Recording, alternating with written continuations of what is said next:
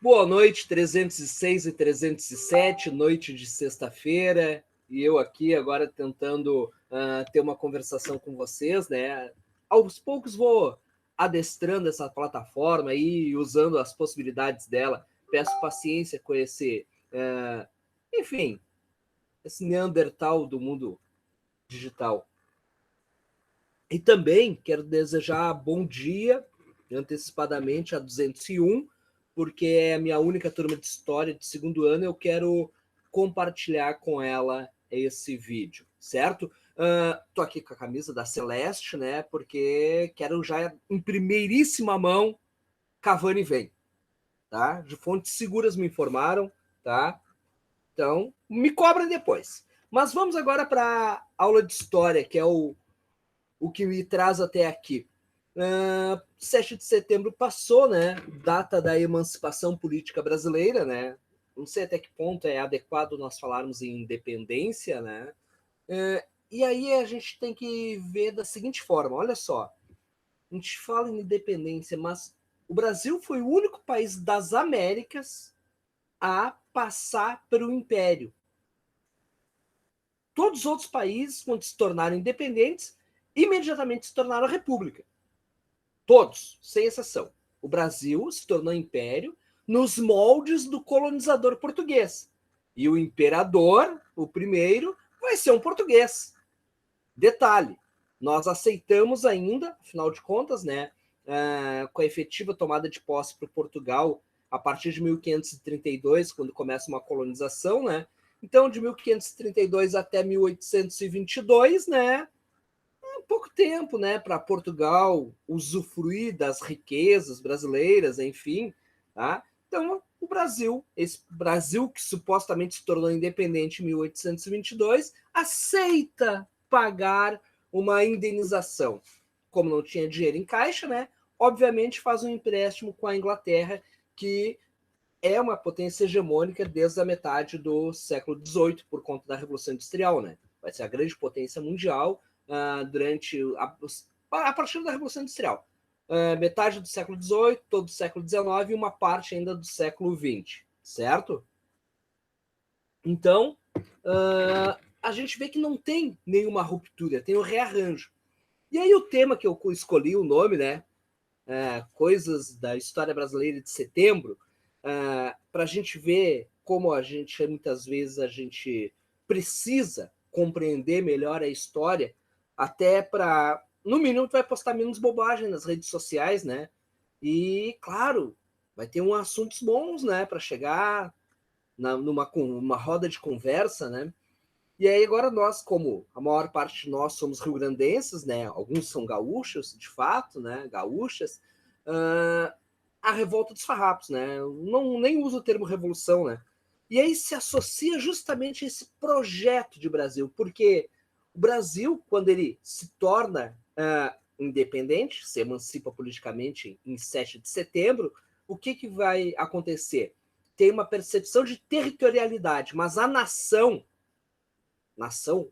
o povo que o formam, ou melhor dizendo, os povos que o formam, esse sentimento, essa identidade nacional, tudo isso está em aberto. A rigor, não se formou nem hoje ainda, certo? Mas então a ideia é o quê? Essa revolta que é elitista, fruto do quê? Da insatisfação dos grandes estancieiros aqui com o imposto cobrado sobre o charque, né?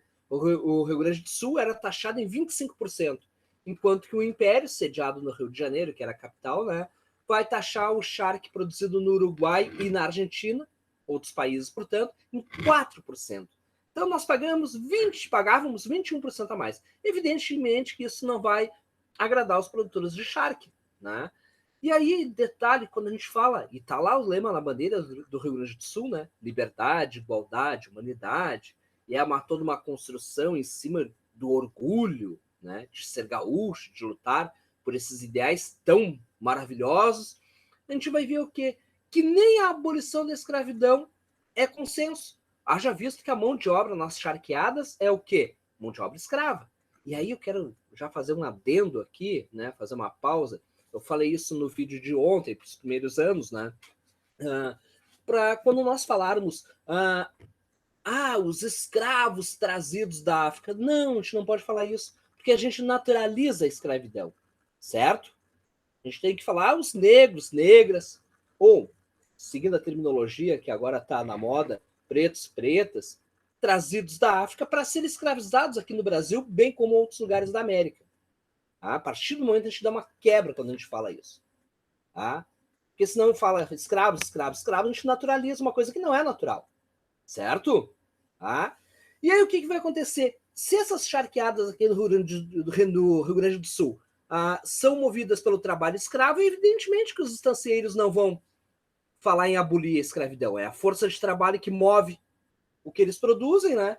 O que vai ser falado, até porque o exército brasileiro, aqui no Rio Grande do Sul, afastado, imaginem, a gente está falando de século XIX, a gente está falando de uma centralização política no Rio de Janeiro, tá? O Exército Nacional é uma coisa muito pequena ainda, incipiente, e aí o que acontece para proteger durante muito tempo, durante todo o período colonial, imperial, boa parte até do período republicano, no século XX, né? A grande rivalidade era Brasil e Argentina. Então, o que acontecia? Os grandes donos de fazenda, esses estancieiros, eles ganhavam a patente de coronel do Exército Nacional, sem nunca ter frequentado uma escola militar. E por que o governo imperial fazia isso nessa época? Porque seria a responsabilidade desses fazendeiros, desses estancieiros, promover o quê? A defesa do Brasil, se caso os argentinos resolvessem atacar. E ele ia defender com que soldados? Os peões das suas fazendas. E são esses peões dessas fazendas que vão ser os soldados da revolta dos farrapos. E aí, os escravos, os negros, não vai ser prometida a liberdade para todos, a abolição da escravidão. Não, vai ser prometido que, se a nossa revolta der certo e nós fundarmos um novo país dentro do que a gente acredita, aí tu que lutou vai ser alforreado. Vai ganhar alforria. Tu que lutou. Não necessariamente os teus irmãos que ficaram lá na fazenda trabalhando, as tuas irmãs, certo? Tem uma grande diferença aí.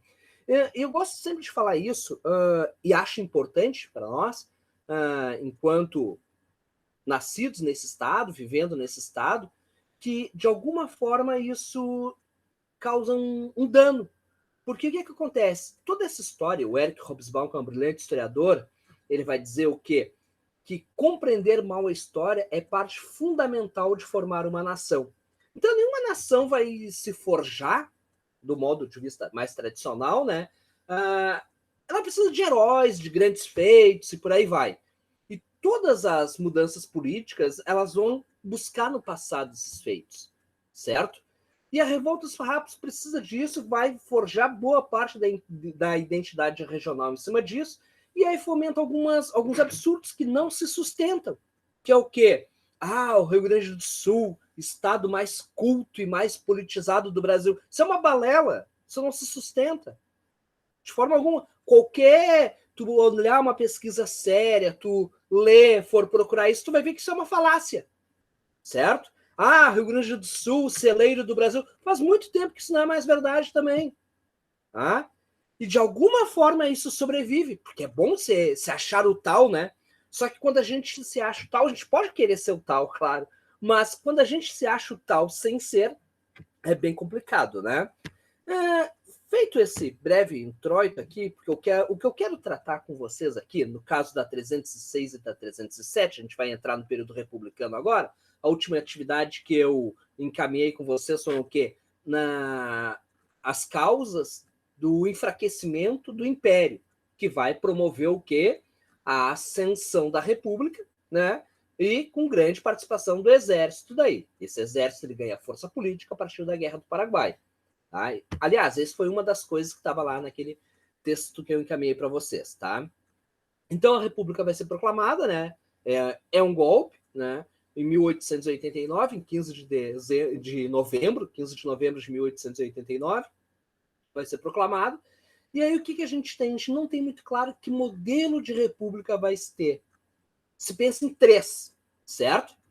O modelo que seria o quê? Uma cópia da república que se tinha nos Estados Unidos, independente desde 1776, uma cópia da República Francesa, né? E uma positivista. O ideário positivista é uma corrente filosófica que está muito em moda nesse finalzinho do século XIX. E vai ser a que vai vencer. Para vocês terem uma ideia, e agora que lembra quando eu falei agora há pouco da emancipação política, da independência do Brasil, que é muito mais uma questão de rearranjo, de jeitinho, do que de ruptura, não lembram? Então, olha só, a própria bandeira nacional que a gente tá aí, que a gente conhece, né? A imperial era o quê? Aquele verde, aquele retângulo verde, um losango amarelo, e o brasão imperial no centro, certo? Com todos os seus símbolos, enfim, tá? Aquele verde, diferentemente do que nos ensinaram lá no ensino fundamental, na primeira parte do ensino fundamental, ali pela terceira, quarta série, né? Quando nos ensinam o quê? O verde das matas, o amarelo das riquezas, o azul... Nada disso. O verde da família portuguesa, família real portuguesa, Orleans e Bragança. O amarelo é o quê? Da dinastia dos Habsburgos, a família real austríaca, que através daquele casamento, que até agora estava numa novela aí global às 6 da tarde, né? Representação por conta da pandemia, a Dona Leopoldina lá, com Dom Pedro I, enfim, os casamentos arranjados daqueles tempos, né? Enfim, até muito mais visando alianças políticas do que qualquer outra coisa, né? Tá? E aí o que a gente vai ter? Como tem esse modelo americano, não gosto de falar muito americano, prefiro falar estadunidense, né? Sim, quem nasce no Brasil é brasileiro, quem nasce no Paraguai é paraguaio, quem nasce em El Salvador é El Salvadorenho, quem nasce no México é mexicano, e quem nasce nos Estados Unidos, por que falar americano? Quando a gente fala isso, a gente, de alguma forma, a gente naturaliza, e a gente tem que cuidar com a naturalização. A gente naturaliza tanta coisa, a gente naturaliza a corrupção, sempre foi assim, muito comum a gente ouvir isso, a gente naturaliza a violência, a gente naturaliza o estupro, também queria o quê? Com mini saia. A gente naturaliza muita coisa de forma ridícula, absurda, né? Que não deve ser, nada deve ser naturalizado. Tá? Então, voltando para cá, a questão da bandeira. Então, isso precisa de um novo símbolo, né? Proclamada a República em 15 de novembro, e aí é importante dizer isso, né? Uma monarquia, o que ela tem? O que as pessoas são uma monarquia? São súditos, não é isso? Devem obediência ao rei, à família real, enfim. Tá? Já numa república, são cidadãos. Cidadãos e cidadãs. Os cidadãos, ele não deve obediência. Ele tem direitos e tem deveres. Muda de figura. Claro que a cidadania brasileira não vai surgir do dia para a noite. Aliás, ela não é uma realidade nem hoje. Não é verdade? Passado mais de um século, nós temos aí 131 anos de república e a cidadania não é uma coisa conclusa. Para vocês terem uma ideia, quando a monarquia ela faz 21 anos, né, atinge a sua maioridade, isso em 1910, qual é o quadro que a gente tem na Marinha do Brasil? Negros trabalhando e sofrendo castigos físicos, com uma alimentação de péssima qualidade, não é? E o soldo não existia. O que é o soldo? O soldo é o salário do militar. Então, o soldo não era regular. Tu vai ganhar tanto por mês aqui. Não. Todo navio da Marinha recebia uma verba por mês para se manter, para comprar combustível, alimento, enfim, fazer as reformas necessárias, manutenção, enfim. E aí o que sobrar, o comandante do navio divide com os seus marinheiros. Era dessa forma. Então, contra tudo isso, castigos físicos, imagine. Então, por isso que se dizia, né? O lugar dos negros, e a Marinha tinha um aspecto de reformatório, né? Todos os considerados os bêbados, os vagabundos, todos aqueles considerados me foge o termo agora, os indesejáveis em uma sociedade vão para a Marinha, né? Tem essa questão, praticamente são reformatório social.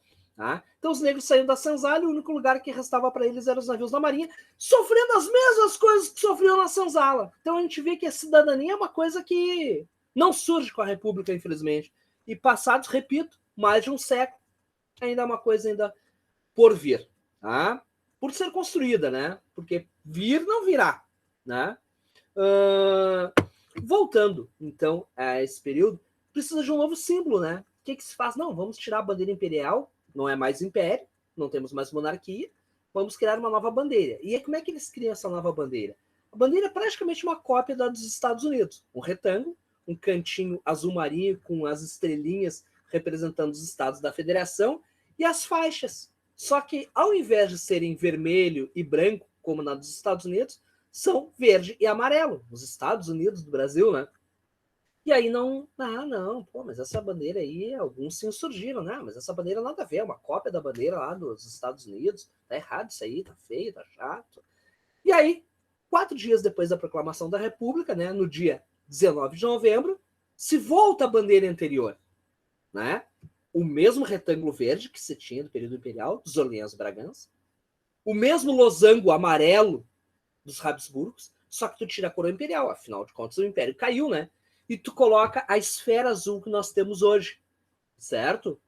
A esfera azul com o lema ordem e progresso, tá? Que é um lema positivista por excelência. Que qual é a lógica desse lema? Pode parecer, bom, tá certo, né? Para ter progresso, para as coisas irem para frente, tem que ter organização, tem que ter ordem, né? Mas isso é um lema positivista que, na verdade, ele quer dizer o seguinte, ó, para a sociedade inteira pensar de uma forma só e caminhar de uma forma só. Não adianta tu pensar diferente, dar ideias diferentes, porque isso já foi pensado, é assim mesmo. Então é uma coisa muito hierarquizada, certo? Tá?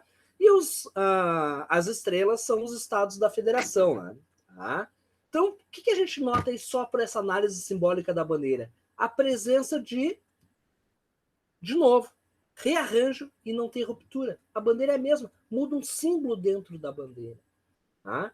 Então, essa história do jeitinho, a gente ouve muita coisa desde criança. Eu ouvi também, certamente, muitos de vocês já ouviram. Futebol, política e religião a gente não se discute. É um erro. A gente discute sim. Só que a gente tem que discutir com argumentos, com conhecimento, de forma polida. Né? Deveria ser assim, né? E não ter assuntos que não, não, melhor não. É melhor não, porque às vezes as pessoas levam a discordância de uma ideia tua como um ataque pessoal, né? Isso é muito comum, né? Infelizmente, a gente tem muito o que evoluir nesse processo. Bom, para 201 e a 306 a 307 também vão ver isso esse ano, durante a Era Vargas. 201, nós começamos a ver a industrialização, vimos as fases da industrialização, né? Primeira fase, o surgimento de tudo na Inglaterra, né? Segunda fase, modernização das máquinas, surgimento da locomotiva e do trem.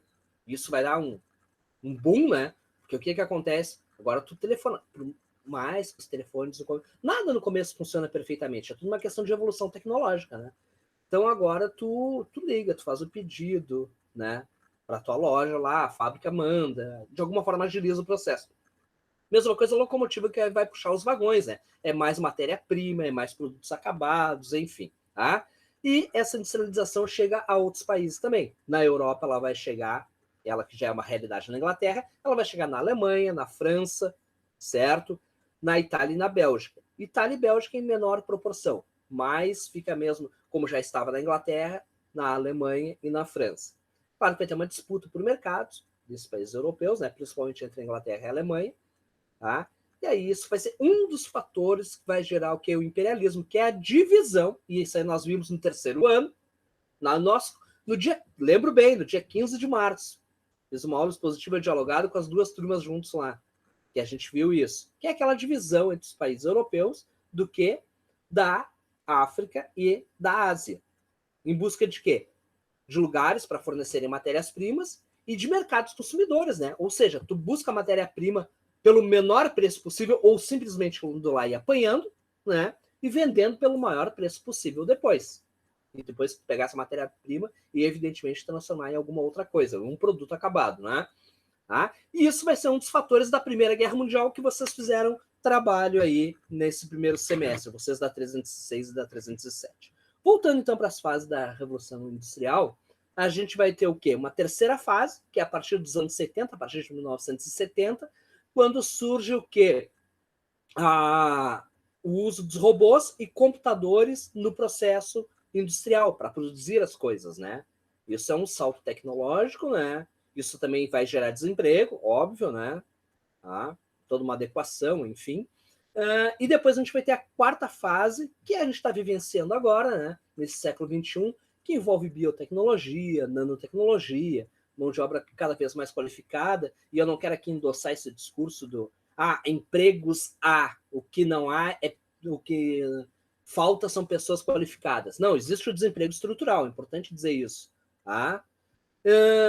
E aí agora eu quero entrar com vocês, dar uma rápida passada, porque vocês vão ver isso no terceiro ano de novo, como é que foi o processo no Brasil. Mas eu já adianto que foi o modelo de substituição de importações. A crise de 1929, que quebra a Bolsa de Valores dos Estados Unidos e arrasta toda a economia capitalista para uma crise violentíssima, vai fazer o quê? Qual era o nosso principal produto? A gente teve 2 ciclos econômicos, do século XIX e comecinho do século XX, que vai ser o café e o látex, a borracha, né, da região amazônica. Mas, sobretudo, o café. Então, o café ele é usado para quê? Uma bebida reativante, né? Quando tu está com sono, estudando, trabalhando, enfim, tu precisa de uma energiazinha a mais e aí tu toma um café para despertar. Tá? Então, agora não há emprego, as pessoas não têm que estar. Quanto mais as pessoas estiverem dormindo, melhor. Né? Então, o café não é mais vendido. Por isso, o Brasil, tudo que ele precisava, ele importava com esse dinheiro que ele recebia da venda do seu café.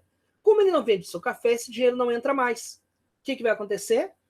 Participação total do Estado daí, da era Vargas, né? Da industrialização brasileira, que é o modelo de substituição de importações. A gente vai fazer aqui o que antes nós importávamos. Eu vou anexar depois desse vídeo um textinho para vocês, certo? Para ler. Pessoal, enfatizo isso, ó, 201, 306 e 307. Vocês já notaram que não dou trabalho toda semana, né?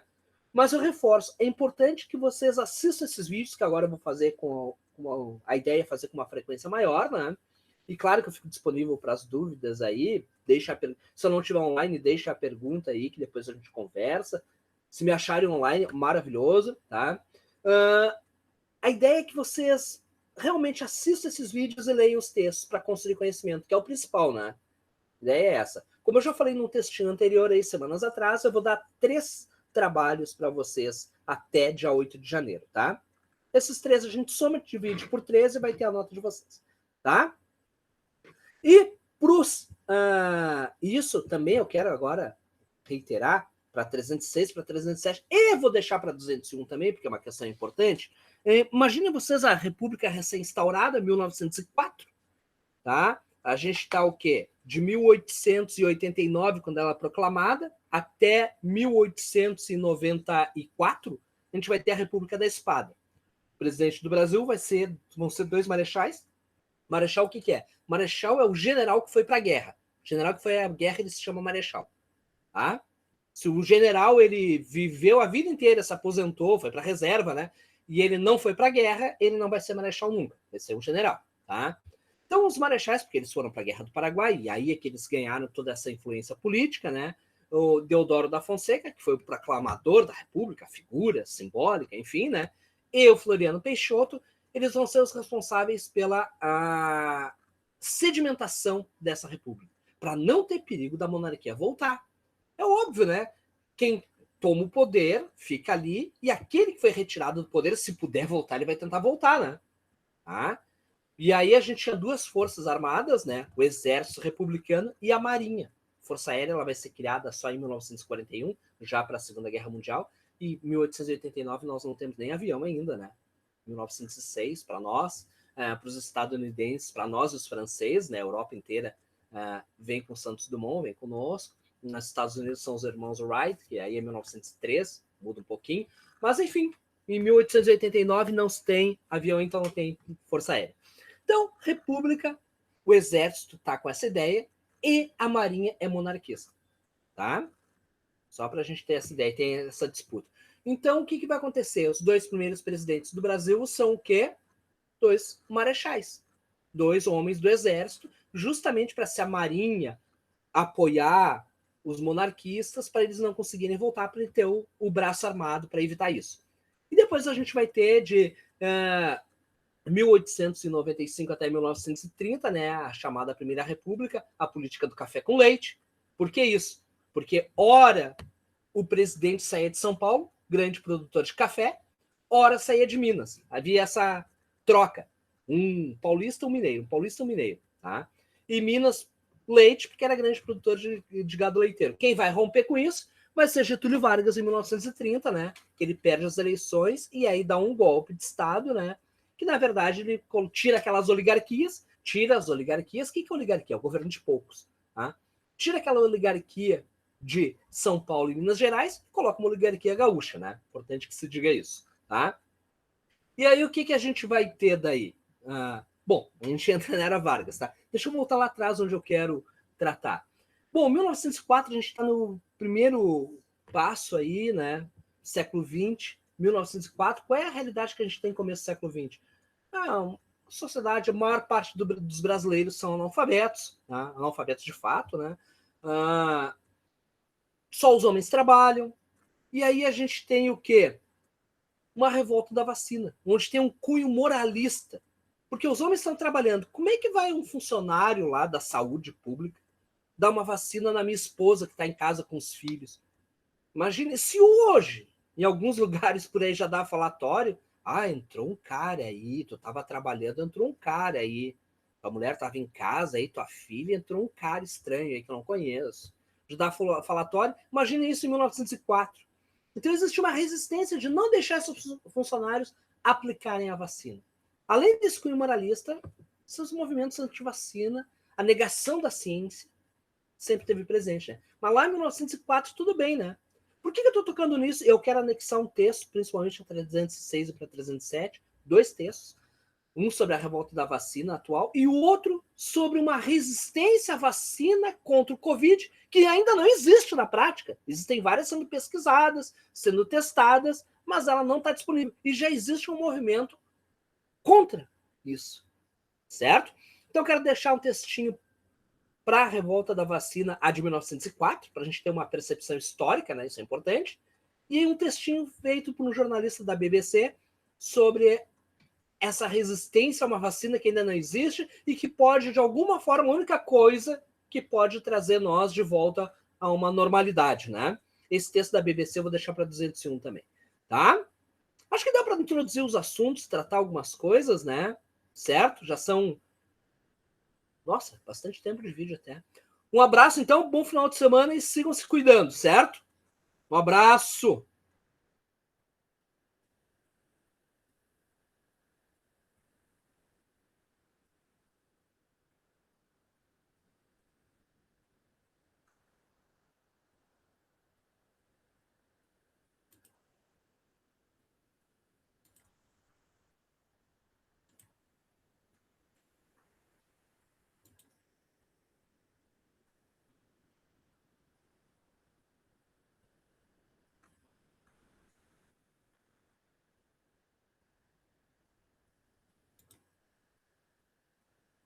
Em algum momento eu vou achar que é onde desliguei a gravação.